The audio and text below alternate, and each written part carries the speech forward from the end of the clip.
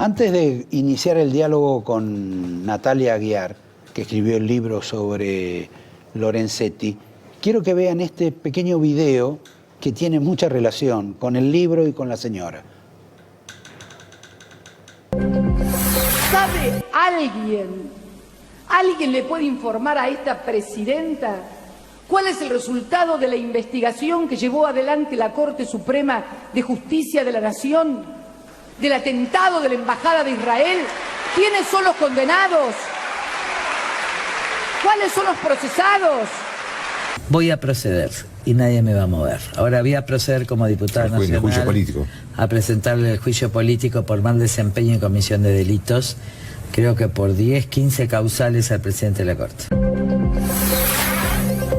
No puedo agregar un video sobre la señora magistrada María Servini de Cubría, porque en general no teníamos las cámaras ni hay testimonio, pero digamos son las tres mujeres que están en contra, yo diría en algún sentido casi encarnizadamente, del titular de la Corte Suprema. Vos sos la cuarta, salvo que vos trabajaste mucho más que ella en este tema porque has escrito un libro de casi 400 páginas.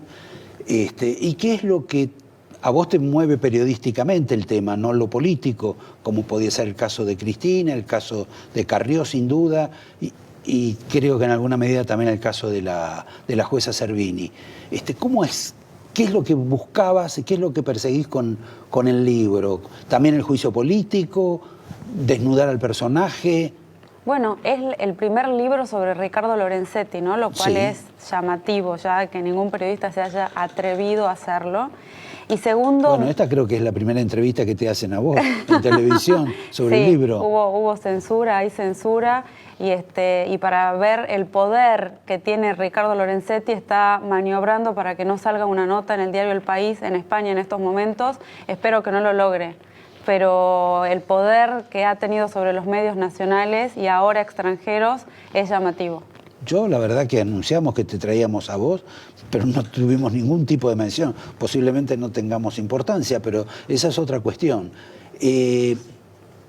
Lo cierto es que hay como una especie de ninguneo, como se dice vulgarmente, sobre el libro y sobre inclusive el acto de la presentación, porque en la presentación estuvo Carrió. Sí.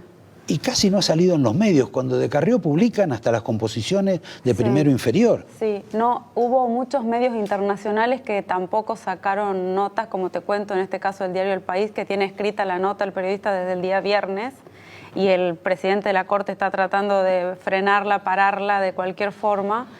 Estuvo la televisión pública, eso debo reconocerlo, y hubo muchos juristas y magistrados que me acompañaron.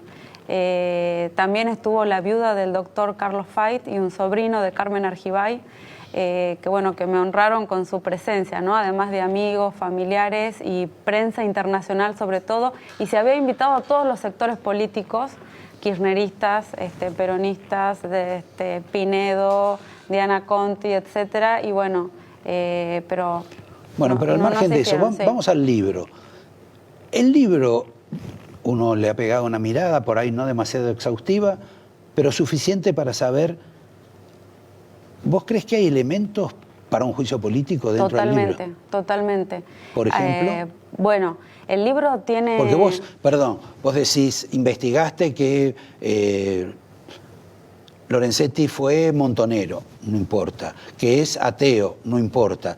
Hay situaciones, digamos, anómalas con algunas sociedades, algunos negocios que no sé si dan para un juicio político. Hay cuestiones más sospechosas sobre el tema de permisos, construcciones, gastos, etcétera.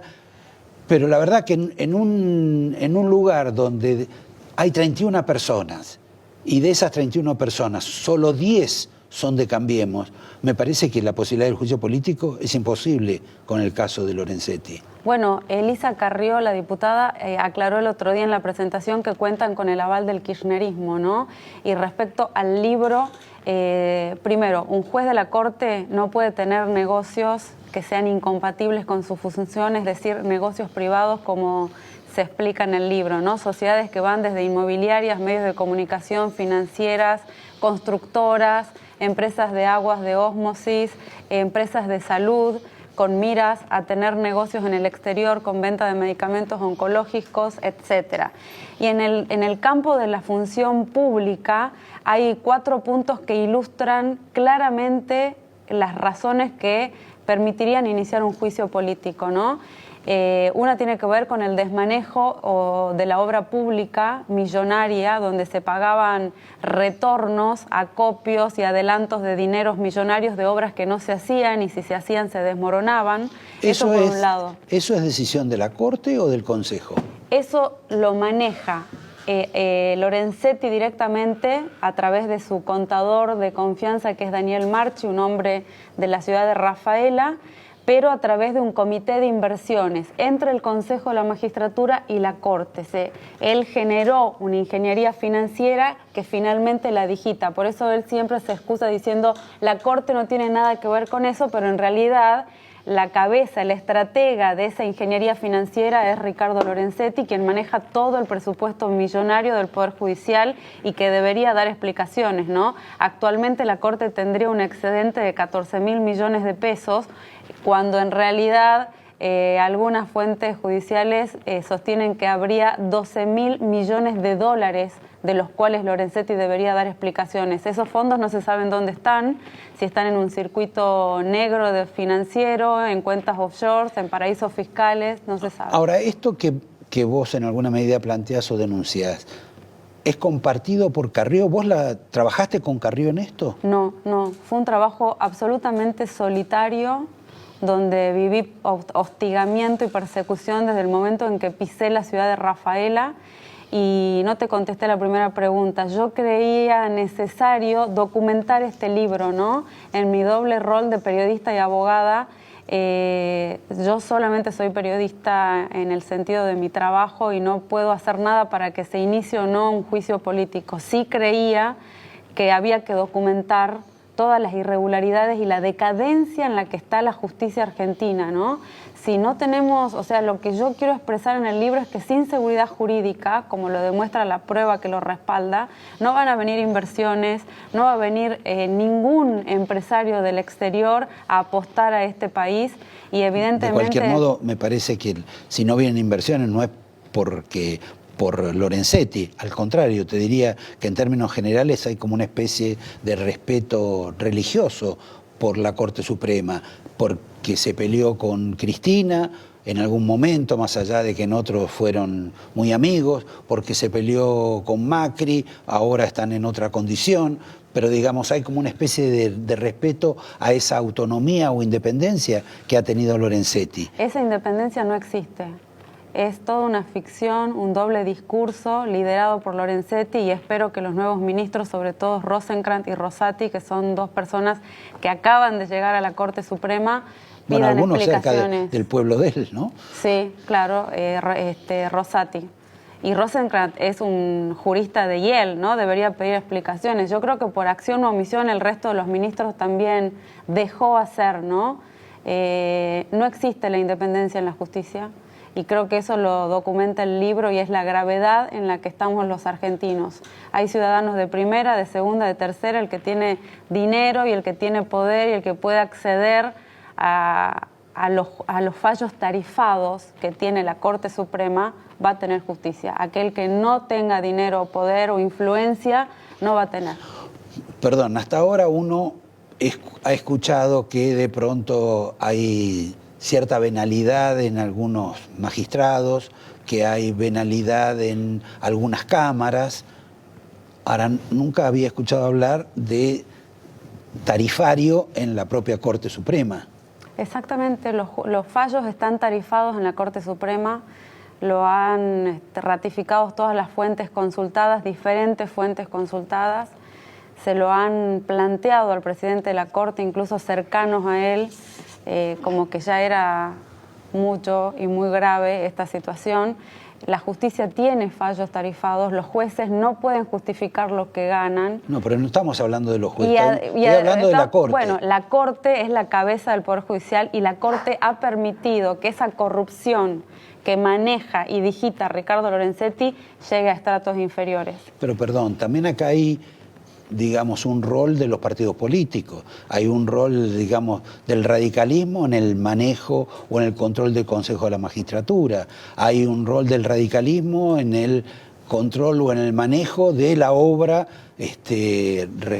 bajo responsabilidad del Poder Judicial. Totalmente. Ernesto Sanz, que fue el referente del radicalismo, tiene gran responsabilidad en la desarticulación de los mecanismos de control internos y externos del Consejo de la Magistratura. ¿Eso lo planteas vos o lo Carrió? Lo planteo yo en el libro con documentación.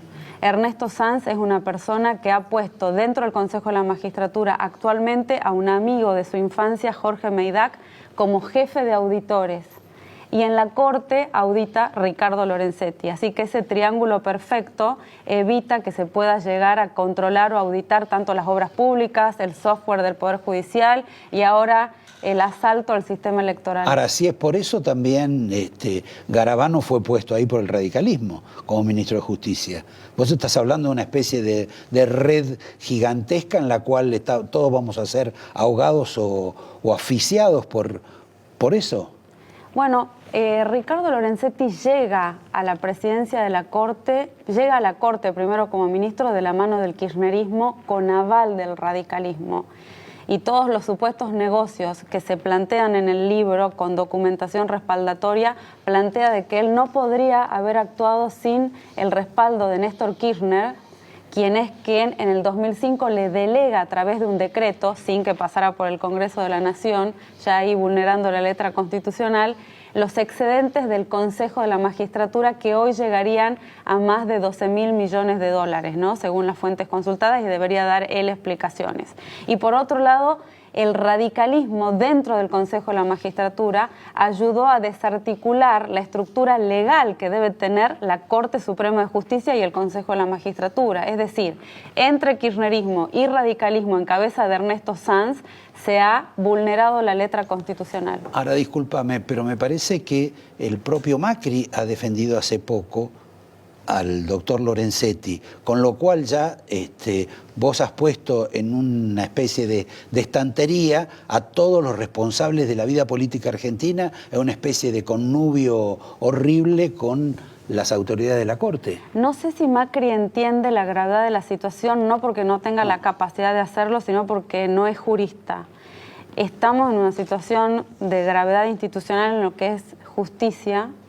Pero él debería entenderlo mejor que nadie. Y se tiene que cuidar. A Carrió al lado de él, y Carrió es la que dice gran parte de lo que vos también estás diciendo. Se tiene que cuidar Macri, porque Lorenzetti le garantizó 12 años de impunidad al kirchnerismo, seguramente se la garantizará a Macri, pero cuando Macri esté en el ocaso, ahora vos decís, le garantizó al kirchnerismo, pero la verdad es que Cristina estaba muy enojada con Lorenzetti. Al final sí, porque hubo traiciones, extorsiones, sobre todo a partir del 2012 con la ley de medios, ¿no? Cuando él requiere manejar y cooptar la caja del Poder Judicial que ya le había dado Néstor Kirchner en el 2005, vulnerando la letra constitucional, porque la Constitución dice que el manejo presupuestario tiene que estar en manos del Consejo de la Magistratura. Con esta ingeniería financiera pasa a digitarla solo y exclusivamente Lorenzetti, no el resto de los ministros.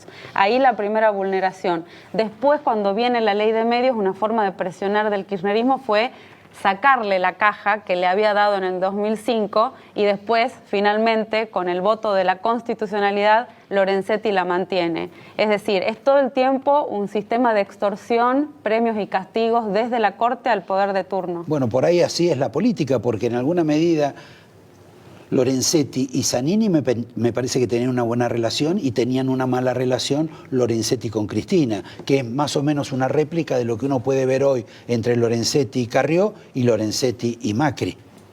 Sí, Elisa Carrió el otro día en la presentación aclaró no solamente que va a pedir el juicio político, sino que finalmente Macri se va a quedar con ella.